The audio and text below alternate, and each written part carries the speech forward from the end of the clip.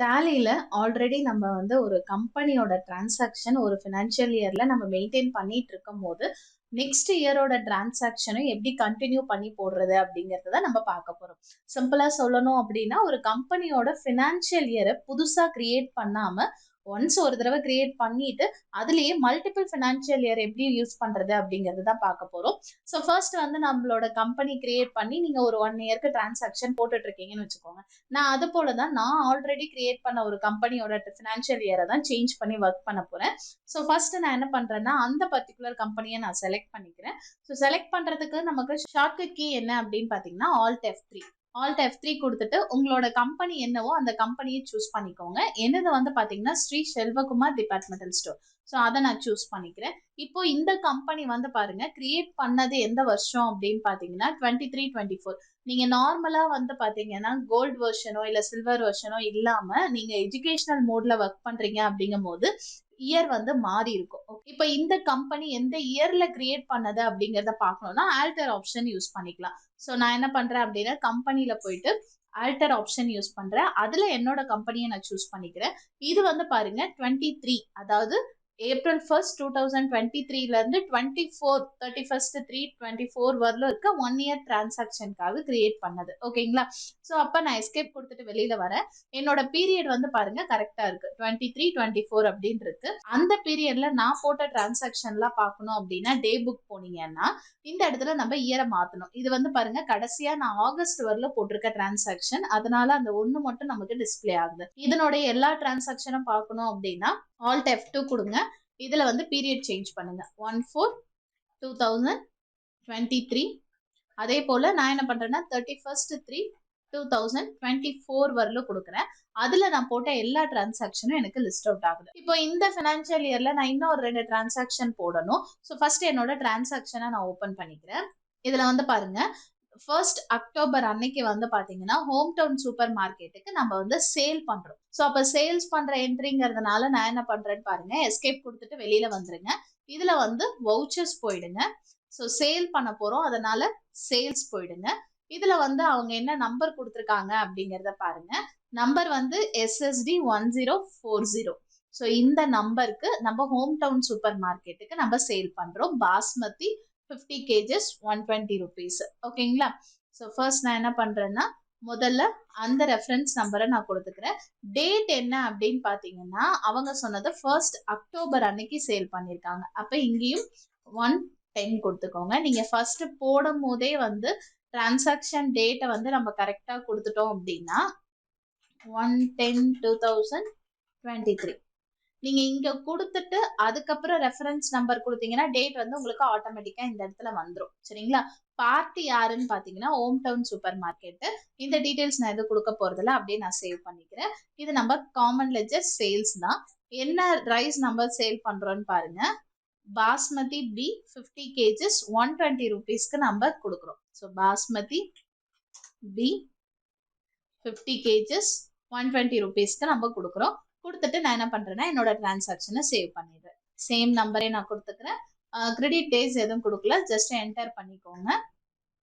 Next transaction என்னன்னு பாத்தீங்கன்னா 31st 3/24 அன்னைக்கு ஹோம் டவுன் சூப்பர் மார்க்கெட்டுக்கு பாஸ்மதி டபிள்யூங்கிற ரைஸ் வந்து நம்ம சேல் பண்றோம். சரிங்களா? அதுவும் 50 kgs 120 rupeesக்கு நம்ம கொடுக்குறோம். அப்போ நான் என்ன பண்றேன்னா சேம் அதே சேல்ஸ் தான். டேலி போயிடுங்க. இதுல வந்து டேட் என்ன கொடுத்துருக்காங்கன்னு பாத்தீங்கன்னா 31st 3/2024 கொடுத்துருக்காங்க. கொடுத்துட்டு ரெஃபரன்ஸ் நம்பர் கொடுங்க. டேட் அதுவே ஆட்டோமேட்டிக்கா வந்துடும். பார்ட்டி யாருன்னு பாத்தீங்கன்னா ஹோம் டவுன் சூப்பர் மார்க்கெட். இந்த டீடைல்ஸை சேவ் பண்ணிடுங்க. காமன் லெஜர் வந்து சேல்ஸ். என்ன ப்ராடக்ட்னு பாத்தீங்கன்னா பாஸ்மதி ஒயிட். எவ்வளவு குவான்டிட்டி நம்ம சேல் பண்றோம்னு பாத்தீங்கன்னா 50 kgs. ரேட் வந்து பாத்தீங்கன்னா 120 rupeesக்கு நம்ம சேல் பண்றோம். ஓகேங்களா? ஸோ இதை கொடுத்துட்டு நான் இதையும் சேவ் பண்ணிடுறேன். சேம் நம்பரே கொடுத்துக்கோங்க. கொடுத்துட்டு என்டர் பண்ணிடுறேன். ஸோ நெக்ஸ்ட் வந்து என்ன கொடுத்துருக்காங்கன்னு பாருங்க.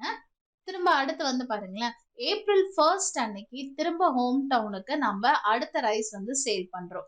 ஆனா ஃபினான்ஷியல் இயர் என்ன காட்டுதுன்னு பாருங்க. April 1st 24ன்னு கொடுத்துருக்காங்க. இப்போ இதுல நீங்க வந்து பாருங்க நான் டேட் போடுறேன்.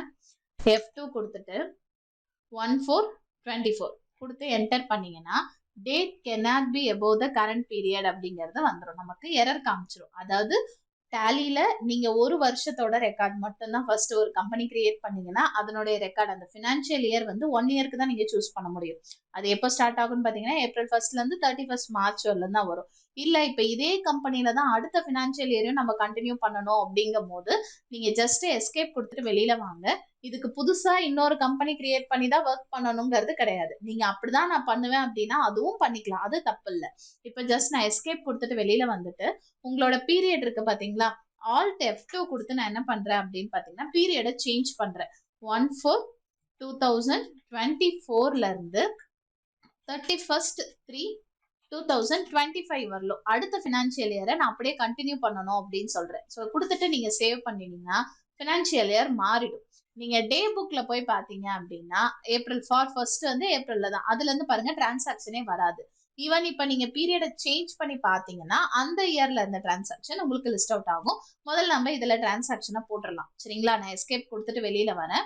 இப்போ நான் வவுச்சர்ஸ் போயிடுறேன். என்னோட வவுச்சர்ஸ் போயிட்டு இதுல வந்து அவங்க கொடுத்திருக்க பில் நம்பர் என்னன்னு பாருங்க. SSD 1042 வந்து அதே ஹோம் டவுனுக்கு பாஸ்மதி பி வந்து 120 kgs நம்ம சேல் பண்றோம். ஸோ ஃபர்ஸ்ட் நான் என்ன பண்றேன், ரெஃபரன்ஸ் நம்பர் கொடுத்துறேன். பார்ட்டி யாருன்னு பாத்தீங்கன்னா home town super market, common ledger வந்து சேல்ஸ் தான். ஸோ இப்போ இதுல வந்து பாருங்க நான் பாஸ்மதி பி சூஸ் பண்றேன். 120 kgs நம்ம சேல் பண்றோம் 120 rupeesக்கு. பில் நம்பர் அதே தான் கொடுத்துட்டு நான் என்ன பண்றேன் அப்படின்னா டிரான்சாக்ஷனை சேவ் பண்ணிடுறேன். இப்போ எனக்கு சேவ் ஆயிடுச்சுங்களா, நான் எஸ்கேப் கொடுத்துட்டு வெளியில வரேன். இப்போ இதுல நீங்க டே புக் போய் பாருங்க, அந்த ஒரு டிரான்சாக்ஷன் மட்டும் இருக்கும். இப்போ ஈவன் நான் அந்த பழைய டிரான்சாக்ஷன் பார்க்கணும் அப்படின்னா Alt F2 கொடுங்க, டேட் சேஞ்ச் பண்ணிக்கோங்க. 1/4/2023 31/3/2024 அந்த டேட் கொடுத்தீங்க அப்படின்னா அதுல போட்ட டிரான்சாக்ஷன்லாம் உங்களுக்கு லிஸ்ட் அவுட் ஆகும். இப்போ திரும்ப நீங்க வந்து 24-25 பார்க்கணும்னா ஃபினான்ஷியல் இயரை மாத்திக்கலாம். ஓகேங்களா, நீங்க ஒன்ஸ் ஒரு கம்பெனி வந்து ஒரு தடவை கிரியேட் பண்ணா போதும், நீங்க எத்தனை வருஷத்தோட ரெக்கார்டை வேணாலும் பீரியடை சேஞ்ச் பண்ணி தான் உங்களால ஒர்க் பண்ண முடியும். ஸோ இந்த ஆப்ஷனை யூஸ் பண்ணி ஒன்ஸ் ஒரே கம்பெனில உங்களோட எல்லா இயரோட டிரான்சாக்ஷனையும் நீங்க மெயின்டைன் பண்ணலாம். ஆனா இந்த மாதிரி பீரியட் சேஞ்ச் பண்ணாம உங்களால எந்த டிரான்சாக்ஷனையும் இதுல சேவ் பண்ண முடியாது. 1 இயர்னா அந்த 1 இயரோட டிரான்சாக்ஷன் மட்டும்தான் இதுல நீங்க சேவ் பண்ணி ரிப்போர்ட்டிங் ஒர்க் எல்லாம் பார்க்க முடியும். ஸோ இந்த மாதிரி மல்டிபிள் இயரோட டிரான்சாக்ஷனை ஒன்ஸ் ஒரு தடவை கம்பெனி கிரியேட் பண்ணி நீங்க ஒர்க் பண்ணிக்கலாம்.